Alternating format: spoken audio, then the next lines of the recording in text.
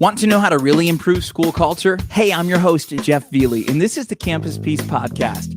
Join me after school as we discuss how to empower students, boost staff morale, and squash squabbles. Well, good afternoon to you. Hope you're doing well. Jeff coming to you live from Grand Rapids, Michigan. And it sounds like we're getting kind of a crazy snowstorm. So if you're with me here in the Northeast, please hang on for dear life. I don't know if you have someone in your family that is brilliant at cooking, but in my family, it's my grandpa. And he has all of these things that he puts together that, man, I want a recipe book. I have been trying to get Grandpa to come over, both myself and my wife. We're like, Grandpa's getting older now, and we really need to invite him over and have him teach us how to make his chili. It's one of those chilies that it's like not too many beans, the perfect amount of meat, like everything just seems just right. And over the years, I said, Grandpa, like, what's your chili recipe? And he said, well, I'll have to show you how I do it. I'm like, no. Like, don't you have this written down somewhere? Like, this chili is so good. Every time we have it, you've been making it for years, it tastes the same. Grandpa, like, what is your recipe? What is your process? To be honest, Grandpa is one of those cooks that he just throws a pinch of this, a pinch of that, a little bit of this, a little bit of that. And at the end of the day, it tastes amazing. But what's amazing is Grandpa's consistency. I've purchased the same ingredients. I've tried to follow the same way I've seen him do it. And my chili doesn't taste the same. My chili doesn't taste anything like Grandpa's chili. And honestly, I would rather have his. When it comes to education, when it comes to campus culture, my question for you today is, what's your recipe? Does your school have a process? Are you trusting different people to wing it and hope that they come up with these same results? Seems like when we don't have a process, we're sort of left to whatever people come up with in the moment. Some folks may be really good at being consistent and getting the same results. Well, and then burnout sets in, right? Or it's that time of the year where everyone's thinking about winter break or now spring break. Everyone's sort of counting on that next little break. And so maybe they don't do things perfectly. Maybe it's not the recipe that you wish. If you want predictable results, you have to have a predictable recipe, or what I call a process. What's the process? What's the procedure? What are you going to do, and how are you going to make sure that there is, well, sort of this step-by-step list of instructions that people know about? When I talk to schools, often I will talk to school administrators and they'll say, hey, Jeff, we're having this problem with bullying. And I say, okay, well, what's your process for preventing this? Sometimes the other side of the phone line goes blank. They go, well, we have some programs. Okay, I understand your programs, but what's your process? If a kid reports that they're getting picked on and it's just words, it's just name calling, or it's just rumors, it's jokes, what's your process for that? If this goes to the level of pushing and shoving, not quite assault, but it's, sort of up the ante here a little bit, it could potentially be some sort of physical violence. What's your process for that? Well, and then when you call the parent to talk to them about this and you're concerned, what's the process for that? And you'd be amazed how many folks don't have a process. Or it's one of those moments where I could tell the person I'm talking to is sort of making it up on the spot, right? Like the first time I asked for Grandpa's chili recipe, he goes, well, I think you do this, and then I think you do. And I'm like, Grandpa, clearly this is not a recipe. Like, you're sort of winging it here. Like, Grandpa, do you actually have this written down? Oh, no. And then I talk to other schools, and I see that their school counselor or their behavior intervention specialists, these people have an exact process for how they deal with this problem every single time. And when I go back and I see those that have better campus culture, I notice right away, these are the folks that have the process. They've got it dialed in. They figured it out. They're not guessing.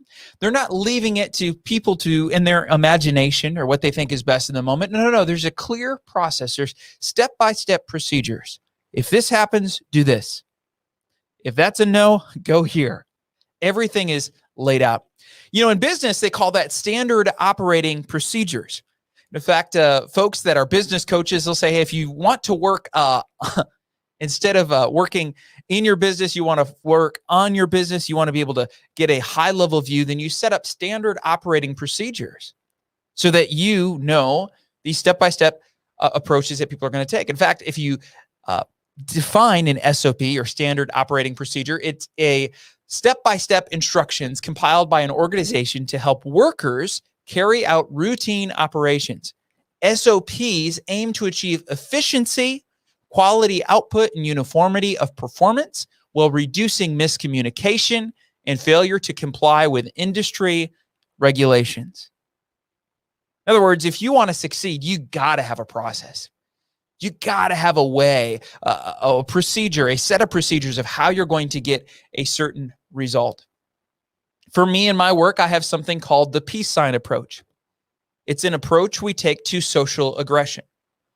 Not physical violence like assault and battery. We say, no. When there's social aggression, words and name calling, rumors, jokes, all these different behaviors that a lot of people classify as bullying. First of all, we give it a clear name, and then we have a process or a procedure of how you deal with that. The peace sign approach teaches educators how to clearly empower kids. What does that conversation look like? What does that peace chat look like when you talk with a kid? What does that peace chat look like when you talk to a parent about some aggression that's happened?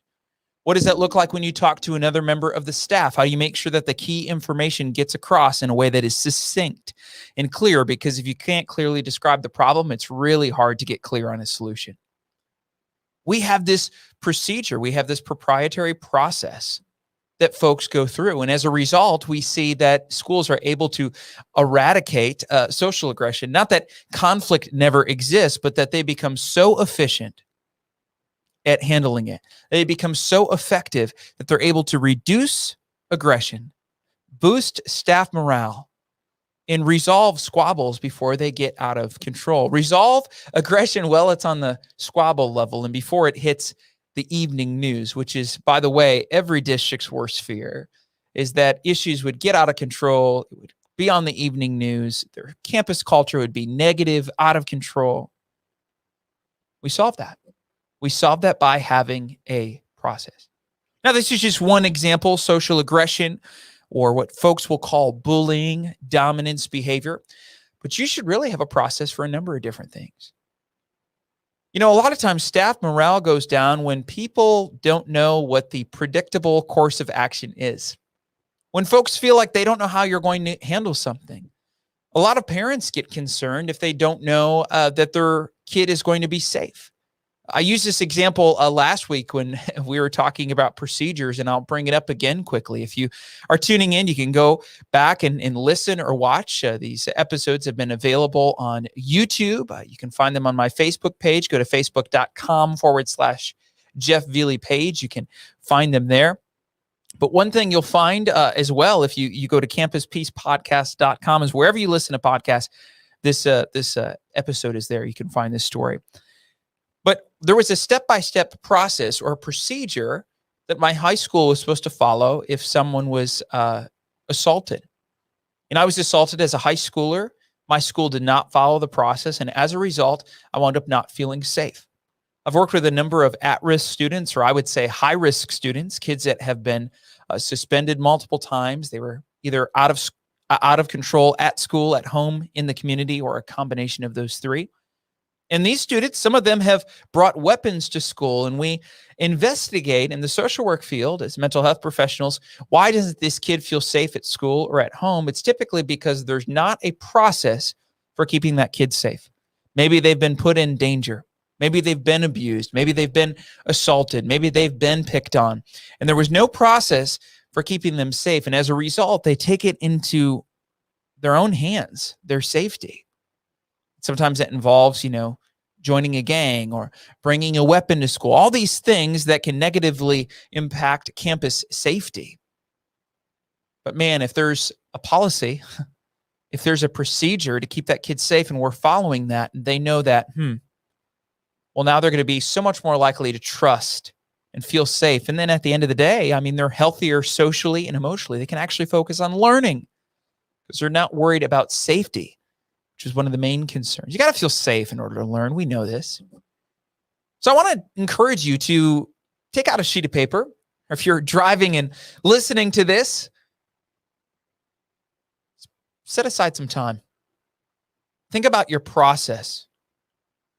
Is there anything that's a big problem in your school, in your district? Write down maybe 2 problems that come to mind. And think about, what is the process? What are the procedures set out to solve that problem? Maybe you need to create a process where there isn't one at all. Or maybe there is a process, but the steps aren't clear enough.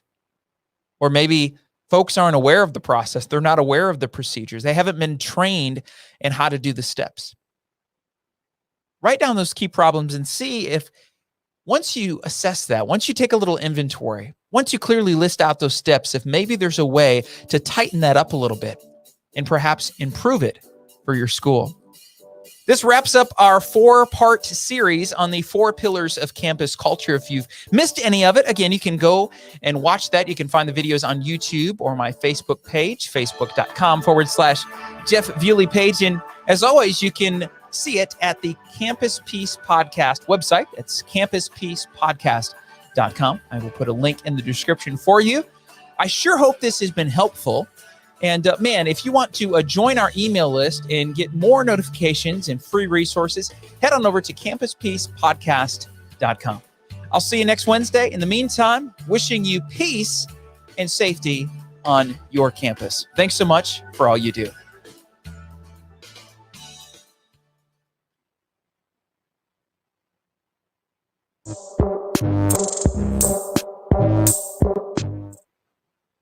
If you enjoyed today's show, please help me achieve an A+. Simply take a moment to rate and review the show wherever you're listening. Then catch up on episodes and grab some free resources over at campuspeacepodcast.com.